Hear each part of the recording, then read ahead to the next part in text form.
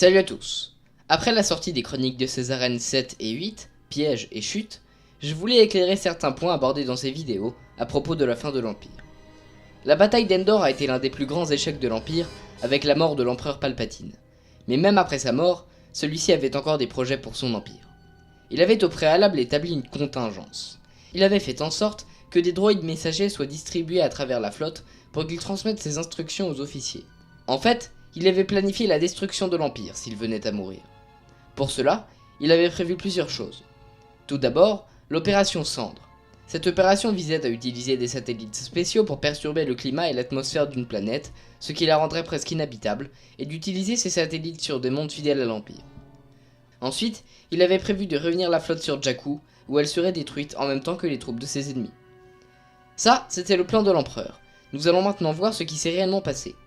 Après la mort de l'empereur, la rébellion s'est reformée en Nouvelle République et a basé sa capitale sur Chandrila, la planète d'origine de la chancelière Mon Mothma. Comme Palpatine l'avait prévu, l'opération Cendre frappa une douzaine de planètes, comme Vardos ou Abednedo, mais les satellites furent détruits par la Nouvelle République. En parallèle à cela, les chefs de guerre impériaux se rassemblèrent sur Akiva pour décider de ce qu'il convenait de faire. Cependant, la Nouvelle République intervint et chassa l'Empire du système en capturant certains leaders. Quelques années auparavant, l'empereur avait chargé un certain Gallius Rax de réunir la flotte sur Jakku. C'est après l'échec impérial sur Akiva que Rax se révéla et chargea la grande amiral Sloane d'aller négocier la paix avec la Nouvelle République sur Chandrila, pendant que, de son côté, il superviserait un attentat pour priver la Nouvelle République de ses chefs. Le plan de Rax échoua en partie, avec la survie de la chancelière Mon Mothma et de plusieurs autres chefs néo-républicains. Rax retira ensuite toutes les garnisons impériales pour qu'elles se rendent sur Jakku, prenant ce faisant le commandement de l'Empire à Rey Sloane.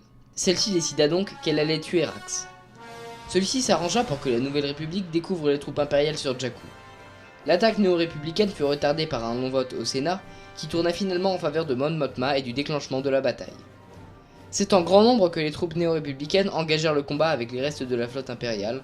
Si vous voulez plus de détails sur la bataille de Jakku, je vous conseille l'excellente vidéo de la tribune de Coruscant, je vous la mets en haut à droite et en description.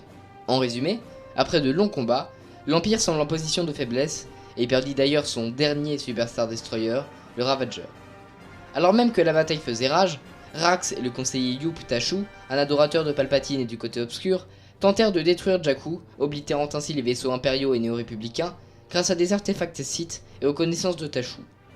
Pendant le processus, Rax élimina celui-ci. Rey Sloane intervint cependant avant que le rituel ne soit achevé et tira sur Rax. Avant de mourir, celui-ci révéla à Sloane qu'il avait rassemblé les impériaux haut gradés les plus loyaux à bord du yacht de Palpatine, l'Imperialis. Il dit à Sloane qu'elle devait s'y rendre et aller dans les régions inconnues pour y trouver l'Eclipse, le Superstar Destroyer de Palpatine. Avec la destruction de la flotte impériale et la mort de nombreux officiers impériaux, la défaite de l'Empire était plus qu'évidente. C'est donc tout naturellement que Mas Amedda, le grand vizir de l'Empire et son dirigeant administratif depuis la mort de Palpatine, signa la capitulation de l'Empire et la concordance galactique. La guerre civile était enfin terminée. L'Empire n'était plus. Voilà, c'est la fin de ce Stardox, on se retrouvera plus tard pour une nouvelle vidéo, alors au revoir et que la force soit avec vous.